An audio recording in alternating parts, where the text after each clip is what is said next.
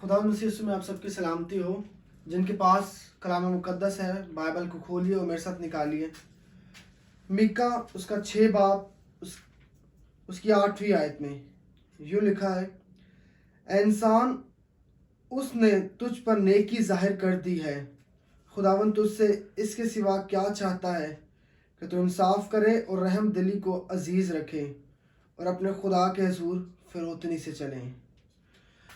ये हवाला, ये किताब, ये मीका की ये आयत बाइबल मुकद्दस में ये खुदा का दिल है जो एक आयत के अंदर खुदा ने लिख दिया है। खुदा चाहता है, यूँ लिखा है, इंसान, उसने तुझ पर नेकी जाहिर कर दी है। खुदावन तुझसे इसके सिवा क्या चाहता है। वो सवाल करता है कि इसके सिवा, जो आयत यहाँ पर अभी हम लोग जिसके ऊपर अभी हम गौर करेंगे, ये खुलासा है खुदा के दिल का। ये हमें खुदा के दिल को बयां करता है। ये बयां करता है कि खुदा इंसान से क्या चाहता है कि वो करे। खुदावन तुझसे इसके सिवा क्या चाहता है। वो इंसान से सवाल करता है कि वो इसके सिवा चाहता है तुझसे क्या है। ये हवाला हमें कलाम मुकद्दस का खुलासा नजर आता है। ये हमें खुदा का दिल नजर आता है, क्योंकि इसमें जो आगे बातें लिखी हैं वो ये है कि तू इंसाफ करे और रहम दिली को अजीज रखे और अपने खुदा के हुजूर फिरौतनी से चले। नंबर 1 पे खुदा फरमाता है कि तू क्या करे, इंसाफ करे। अब खुदा अपने लोगों से, खुदा मसीहों से, खुदा उन लोगों से जो उसके नाम से कहलाते हैं, क्या तवक्को रखता है कि वो इंसाफ करें। खुदा चाहता है कि हम रोजमर्रा की जिंदगी के अंदर जो जिंदगी हम बसर कर रहे हैं, जिन कामों पे काज के लिए आप जा रहे हैं, जिन लोगों से आप मिल रहे हैं, आप उनके अंदर इंसाफ की रूह को आपके अंदर काम करती हुई वो नजर आए उनको। खुदा चाहता है कि इंसाफ आपकी जिंदगी से जाहिर हो। बाइबल बयां करती है, मत्ती की अंजील उसका 7वां बाब और 16वीं आयत में लिखा है, उनके फलों से तुम उनको पहचानोगे। क्यों खुदावंद ये फरमाते हैं? क्योंकि खुदा अपने लोगों के अंदर फलों को पैदा करते हैं। वो फल क्या है? दयानतदारी के फल, वो इंसाफ के फल है, वो किसी का बुरा ना करने के फल है, वो एक जगह पर रखने का फल है कि खुदा के लोग एक मेयार पर चलते हैं। ये नहीं कि आज इंसाफ है तो कल बुराई है, आज दयानतदारी है तो कल चोरी है। खुदा का दिल ये चाहता है कि उसके लोग इंसाफ से चलें। यूँ लिखा है, तो इंसाफ करें। खुदा चाहता है कि उसके लोग इंसाफ के साथ अपनी जिंदगियां बसर करें। हमारी जिंदगियों में ऐसे फल होने चाहिए जिससे सामने वाला हमसे खुद पूछे आके कि आप कौन हैं, आप किसको मानते हैं, कि आप मसीही हैं। और फिर वो मौके होते हैं कि अपने खुदा के जलाल को उन पर जाहिर करने वाले हों। लेकिन उसके लिए खुदा क्या फरमाता है कि पहले हम क्या करें? इंसाफ के साथ चलें, दयानतदारी के साथ चलें, दूसरों के साथ इंसाफ करें, दूसरों के लिए बुरा ना चाहें, दूसरों के लिए बुरे मंसूबे ना बनाइए, दूसरों के अपने दुश्मन के लिए भी खुदा चाहता है कि तू बरकत चाह, ताकि जब आपका दुश्मन आपको, आपके रवैया को देखे तो वो सोचने पर मजबूर हो जाए कि ये कैसा शख्स है। और खुदा चाहता है कि उसके लोग एक फतहमंद जिंदगी को बसर करें। और हम देखेंगे कि इन चीज़ों पर अमल करने से खुदा हमें फतह और फतह बख्शता है। फिर लोग आपकी टांगें खींचें, लोग आपको नीचे गिराने की कोशिश करें, लोग आपके जॉब के अंदर, लोग आपके बिजनेस के अंदर आपकी टांगों को पुल डाउन करने की कोशिश करें, तो भी खुदा आपको बढ़ाएगा।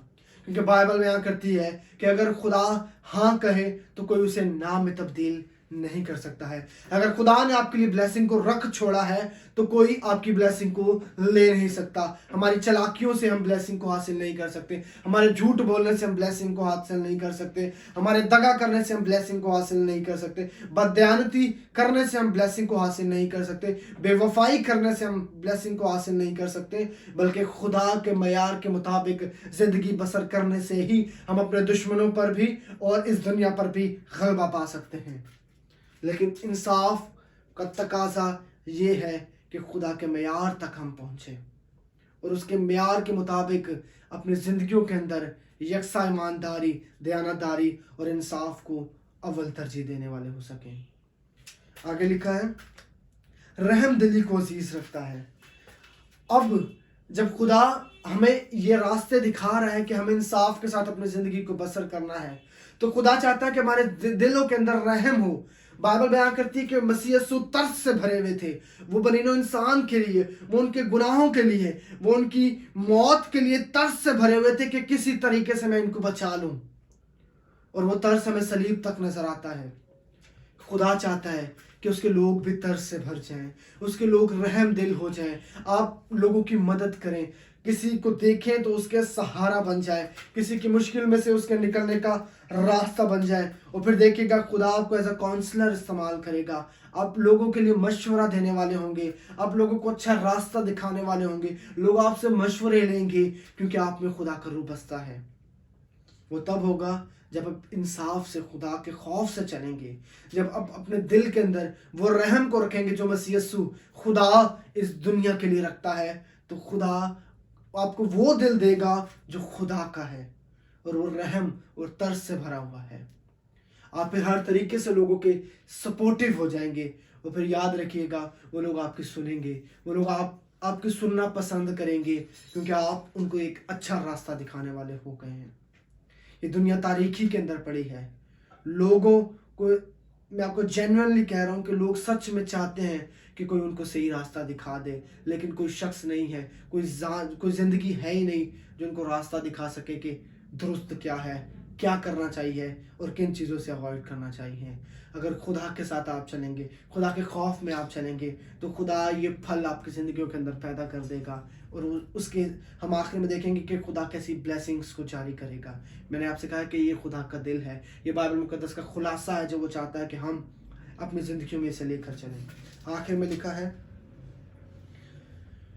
और अपने खुदा के हुजूर फिरौतनी से चलें, फिरौतनी से खुदा के ताबे हो जाएं, अपने आप को ज़ीरो कर कर अपने आप कुली तौर पर खुदा के हुजूर सरेंडर कर दें, अपनी ज़िंदगियों को मुकम्मल तौर से खुदा के ताबे कर दें, अपनी ज़िंदगी के हर मामलात को खुदा के ताबे कर दें, अपनी जॉब को खुदा के ताबे कर दें, अपनी ज़िंदगी को खुदा के ताबे कर दें, अपनी बीवी को, अपने बच्चों को, अपने माँ बाप को, अपने घर को, सब कुछ खुदा के ताबे कर दें। फिरौतनी से उसके हुजूर में चलें, उसके हुजूर में एक फिरौतन इन शख्स की तरह चले। और फिर देखते हैं कि बाइबल मुकद्दस बयान करती है याकूब उसका 4 बाब और उसकी 6 से 10वीं आयत तक यूं लिखा है। याकूब बाब 4 है, आयत नंबर 6 से 10 तक यूं लिखा है, वो तो ज़्यादा तौफीक बख्शता है, इसीलिए यह आया है कि खुदा मगरूरों का मुकाबला करता है मगर फरोतनों को तौफीक बख्शता है।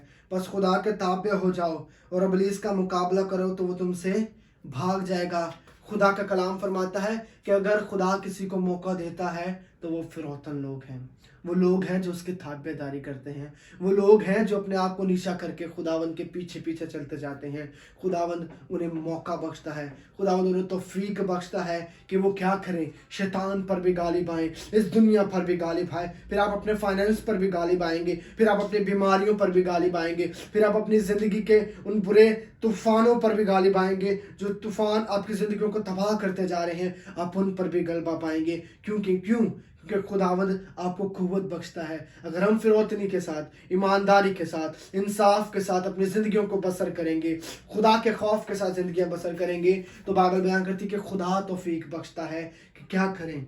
अब बस खुदा के ताबे हो जाओ और इब्लीस का मुकाबला करो तो तुमसे भाग जाएगा। ये वो रास्ते हैं जिन रास्तों पर चलकर हम इब्लीस को भगा सकते हैं। अगर आप इंसाफ पर हैं, यकीन जानिए अगर खुदा आपके साथ है, कोई आपके लिए नुकसान का बायस नहीं बन सकता, कोई आपको पुल डाउन नहीं कर सकता, कोई आपको रोक नहीं सकता। क्योंकि अगर खुदा आपको ब्लेस करेगा तो कोई दुनिया का शख्स, शैतान खुद भी आपकी ब्लेसिंग को रोक नहीं सकता है, क्योंकि वो खुदा की तरफ से दी गई है। आगे लिखा है 8वीं आयत में, खुदा के नज़दीक जाओ तो वो तुम्हारे नज़दीक आएगा। ए गुनाहगारों, अपने हाथों को साफ करो, ए दो दिलों, अपने दिलों को पाक करो, अफसोस और मातम करो और रो, तुम्हारी हंसी मातम से बदल जाए और तुम्हारी खुशी उदासी से।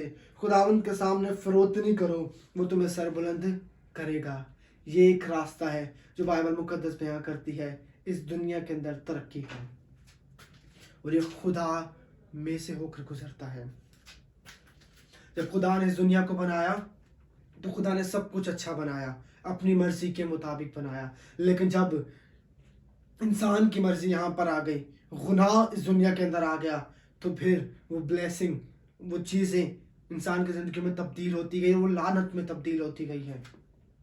لیکن اگر آج ہم واپسی خدا کی مرضی کے مطابق اپنی زندگی بسر کریں گے تو بائبل بیان کرتی ہے کہ وہ آپ کو سر بلند کرے گا، وہ آپ کی زندگیوں کو بلند کرے گا، وہ آپ کے لیے ایک ایسی مثال آپ اس دنیا کے لیے بن جائیں گے جیسی کوئی اور نہیں ہے۔ لوگ آپ کی مثالیں دیں گے کہ وہ ہے خدا سے خوف کھانے والا شخص۔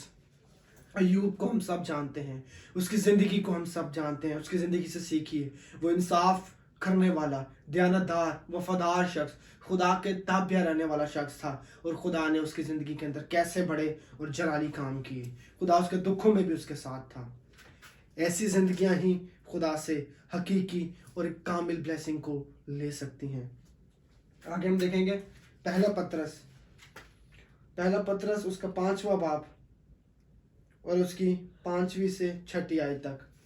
اے جوانوں، تم بھی بزرگوں کے تابع رہو، بلکہ سب کے سب ایک دوسرے کی خدمت کے لیے فروتنی سے کمر بستہ رہو، اس لیے کہ خدا مغروروں کا مقابلہ کرتا ہے مگر فروتنوں کو توفیق بخشتا ہے۔ بس خدا کے قوی ہاتھ کے نیچے فروتنی سے رہو تاکہ وہ تمہیں وقت پر سر بلند کرے۔ خدا جوانوں سے کہہ رہے ہیں، اے جوانوں، کیا کرنے کی ضرورت ہے؟ آپ کی بہت محنت آپ کو کامیابی نہیں دے سکتی ہے، آپ رات بھر جاگ کر بھی کامیاب نہیں ہو سکتے ہیں، لیکن اگر خدا آپ کے ساتھ ہے تو وہ آپ کو موقع بخشے گا۔